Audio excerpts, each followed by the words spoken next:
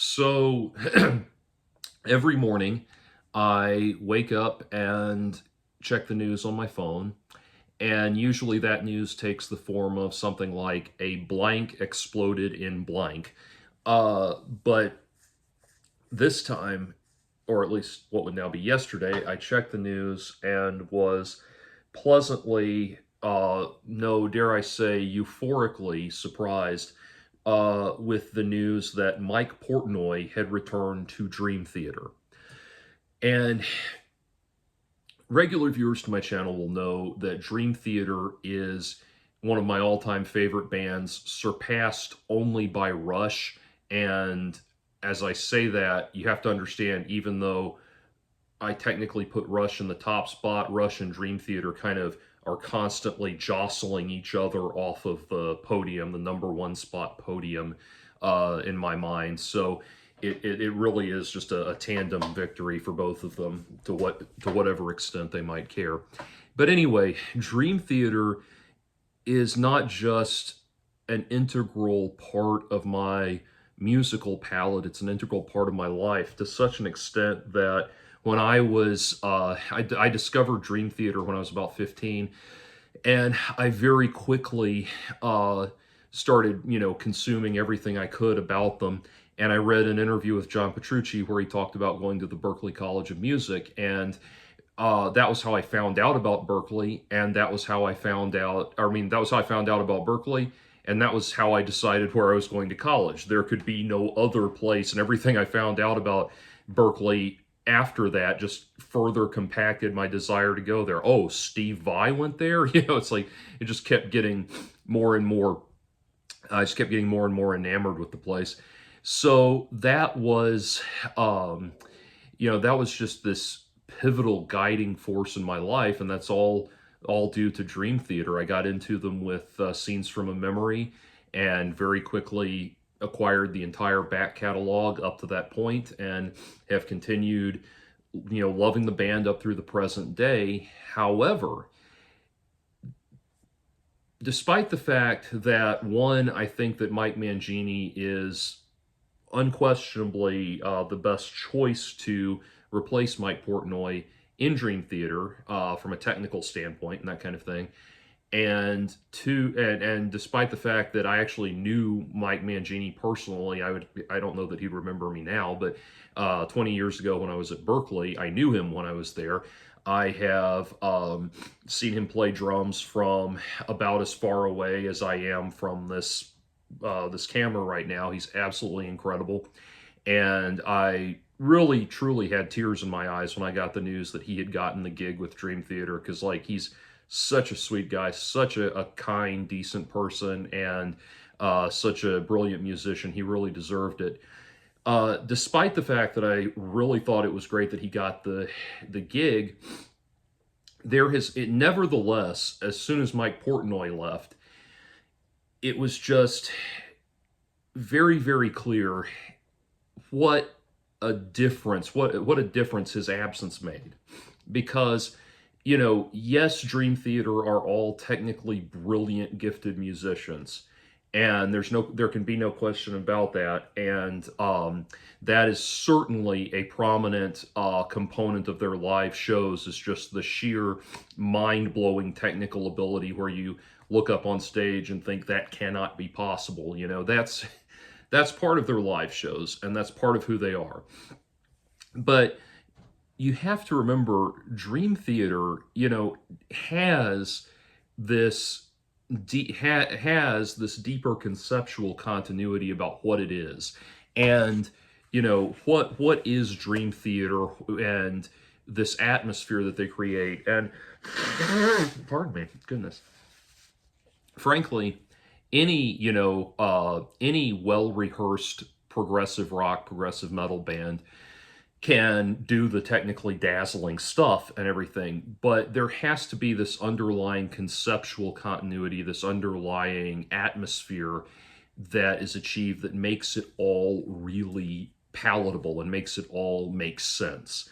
Whenever you're dealing with prog rock, there has to be some kind of larger concept going on underneath it, because that's what makes it all work. If you think about it, There are enduring prog rock classics that people don't even think of as progressive rock. Jesus Christ Superstar, Andrew Lloyd Webber, was originally conceived of as a prog rock album and are released as a prog rock album before it was ever done live.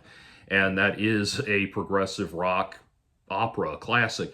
So there's things that transcend and cross over into the mainstream, as Dream Theater did to some extent, that cross over mainly because the atmosphere around the progressive elements is so profound that people forget that they're listening to nerdy progressive rock. Basically, there's that meme we've all seen of the kids in school taking a math test, and the caption says "Dream Theater Mosh Pit," that kind of thing.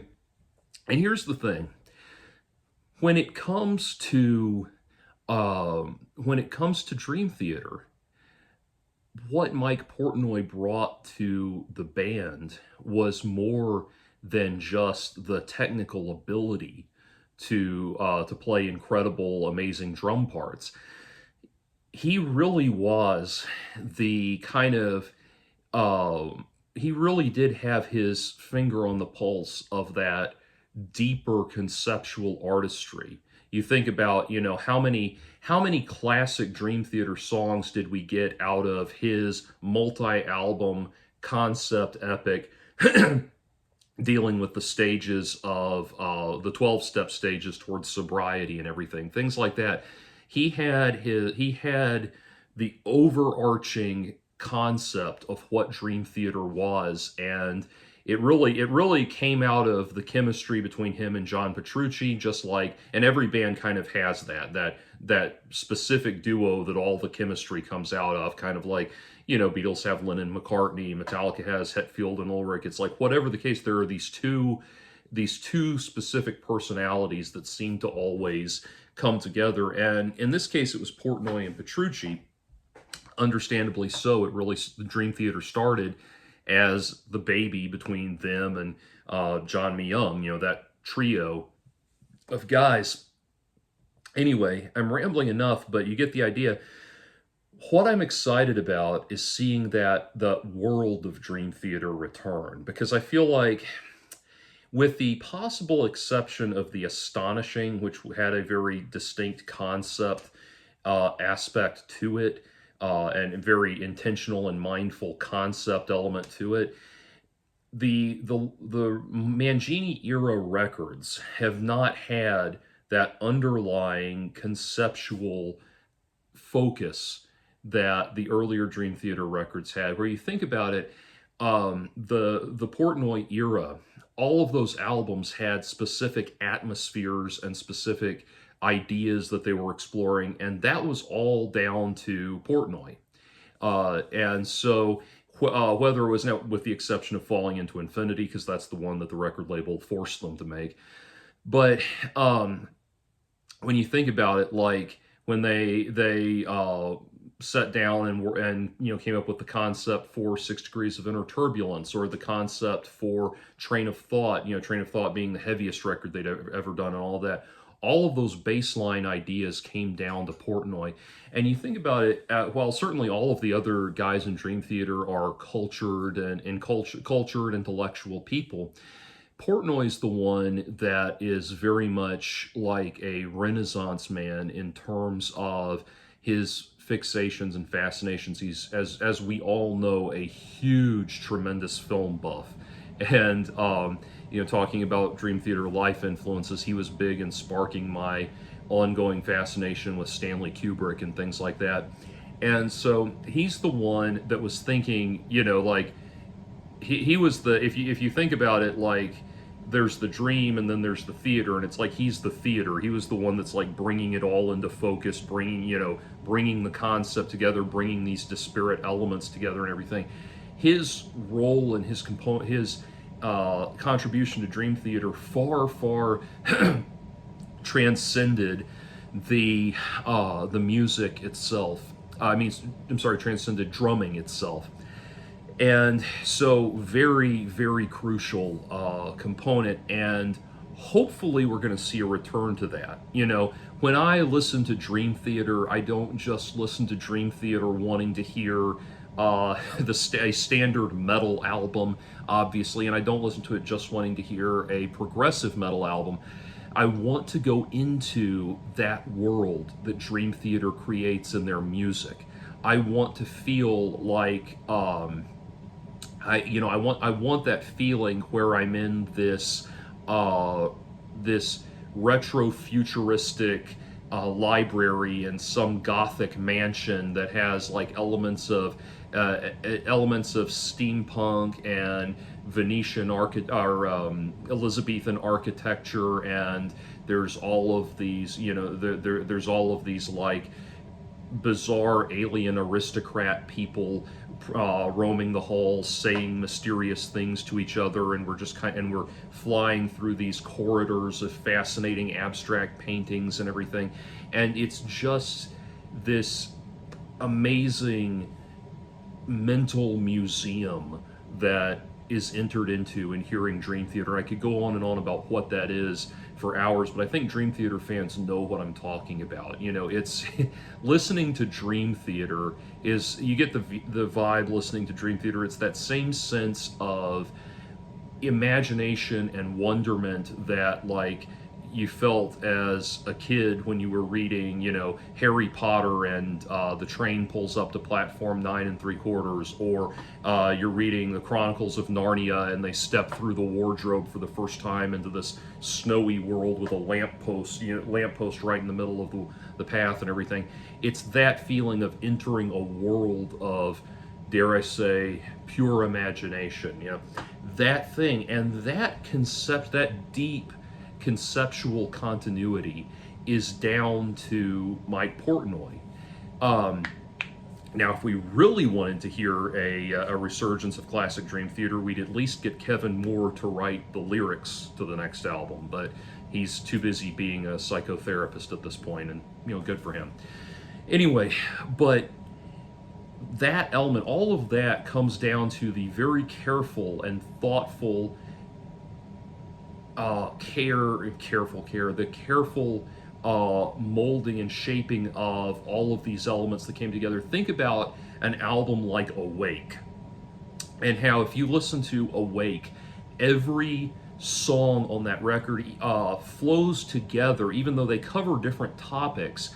It has this quiet kind of subtle background continuity where, one, musically they all flow together correctly, but then they all have this kind of, there's this kind of storytelling arc in what happens. 6 o'clock kicks in and we're going to, we have to sit up in bed. All of a sudden the alarm goes off and we have to deal with the frustrations of the day, and then we have to deal with, then we have Innocence Faded, which follows naturally from that Caught in a Web, and then Innocence Faded is this natural carryover from that, from 6 o'clock into the childhood is behind me and the pains and anguish of adulthood I'm dealing with, and all this Lie, which is about this confrontation with somebody that you're angry with, some sort of romantic partner or something. And then, later we get into Lifting the Shadows Off a Dream, and finally we close with Space Divest, which is this very haunting, sort of brooding final reflection on everything we've been through.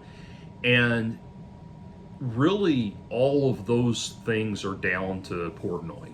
Like, all of that is down to Portnoy.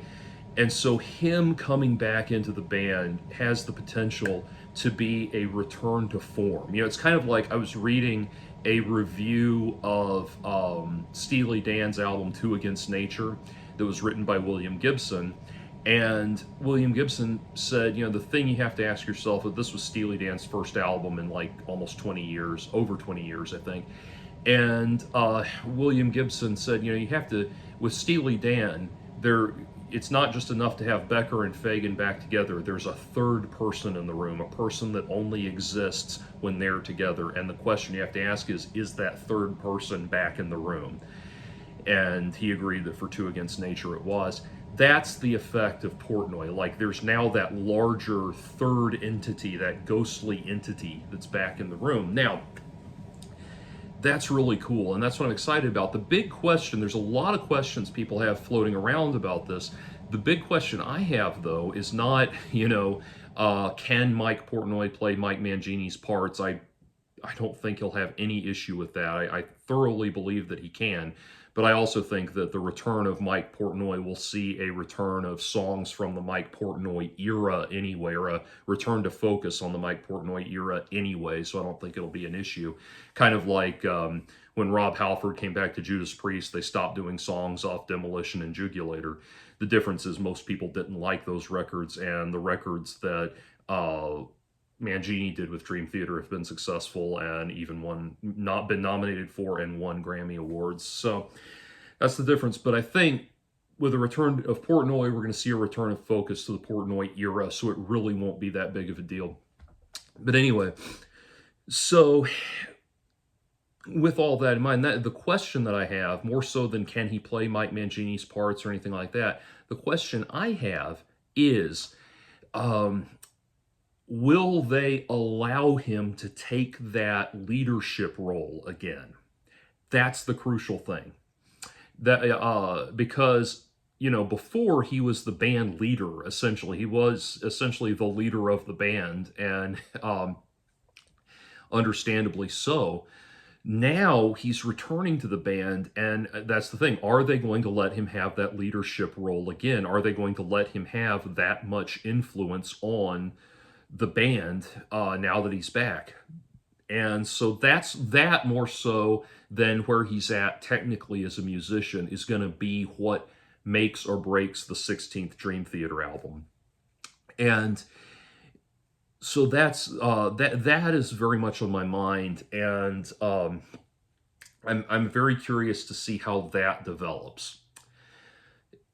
That said, I wanted to talk about some things that, that have been floating around in the rumor mill and that kind of thing. And one person speculated, that I was reading on one of the Dream Theater forums, said something that I think was very, very worth considering, and that is, there's all kinds of possibilities, all kinds of potentialities about this as far as what was going on behind the scenes. And they speculated one thing was that the last couple of Dream Theater tours have seen a severe drop-off in ticket sales. They've been playing smaller venues, that kind of thing. When I saw them, the last time I saw them was in 2022 at the Coca-Cola Roxy here in Atlanta, and a venue that size was the size they probably would have played on like the Falling Into Infinity tour or something like that. So it was much, much smaller. I was glad I got to see Mangini with them, but finally. But that even so, it just was not. It was obviously a much smaller venue, and it was a much smaller crowd. Not a bad crowd, but still just not as big as what they'd played to in the past.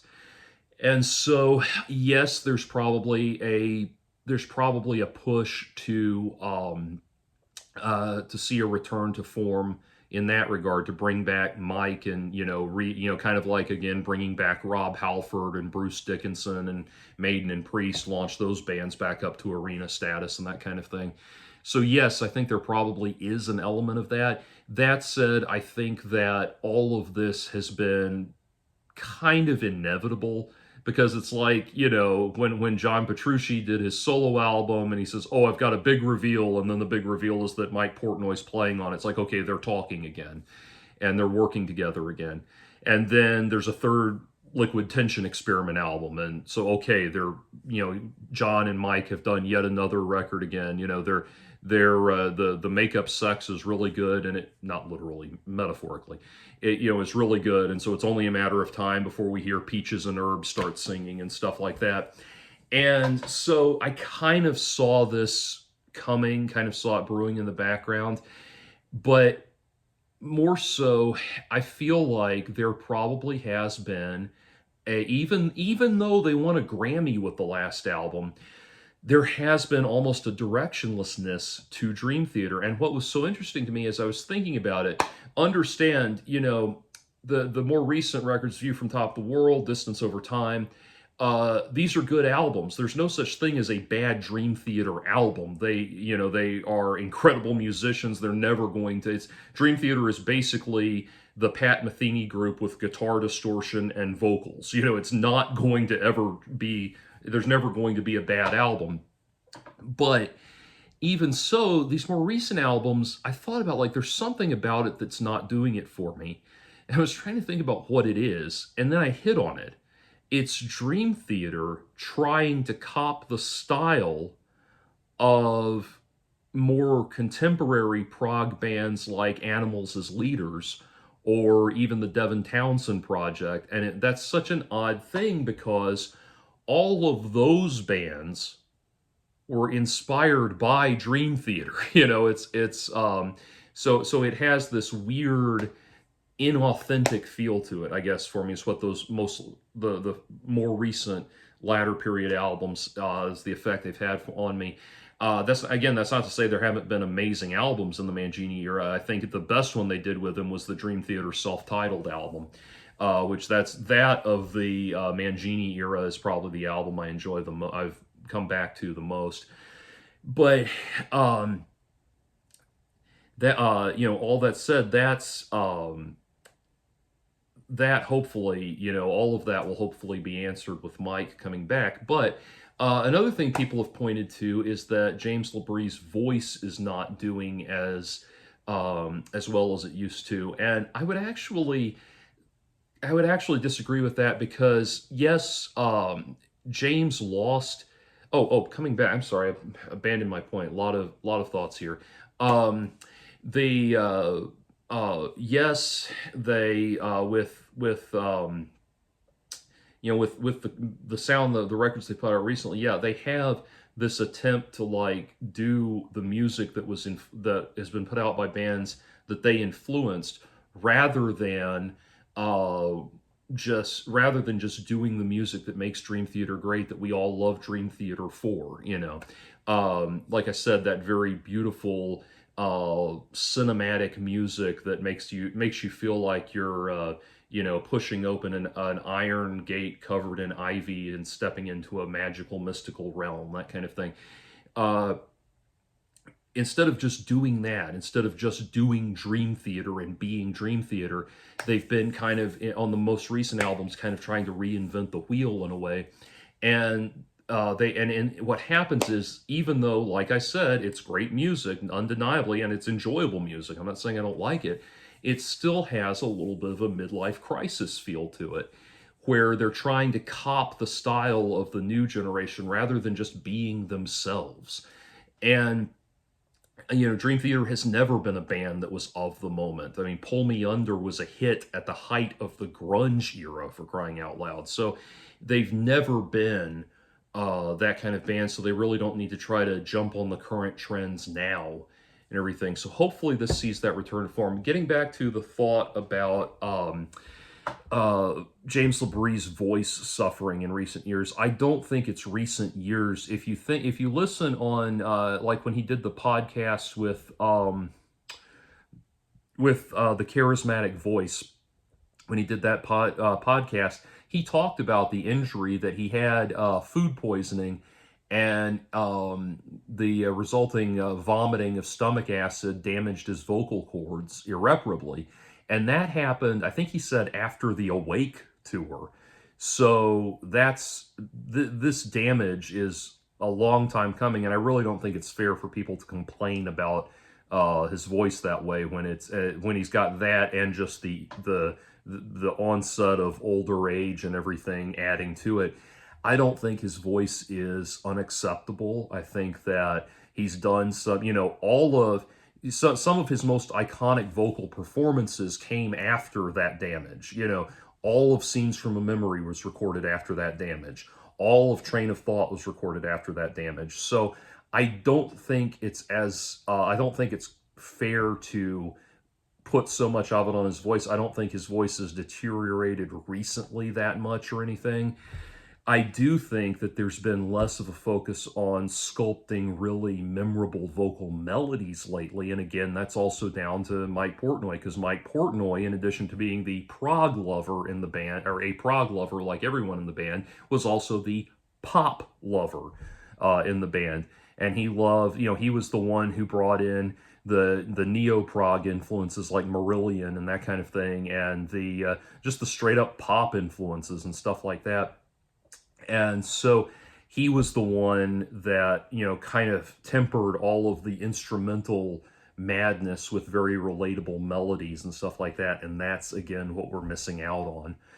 So that is wonderful news. Everyone's been saying, well, what will this mean for Flying Colors and Sons of Apollo and the Neil Morse solo band and Transatlantic and all of these things?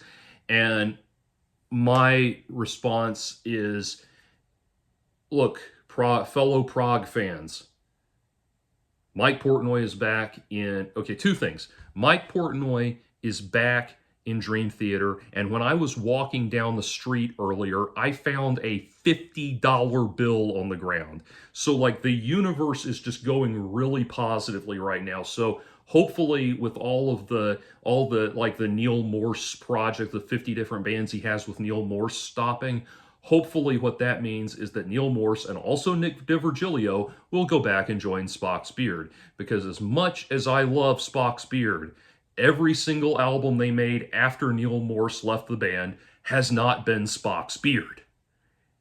It's been it's been underwhelming, unimpressive music that through some act of consumer fraud has been called Spock's Beard.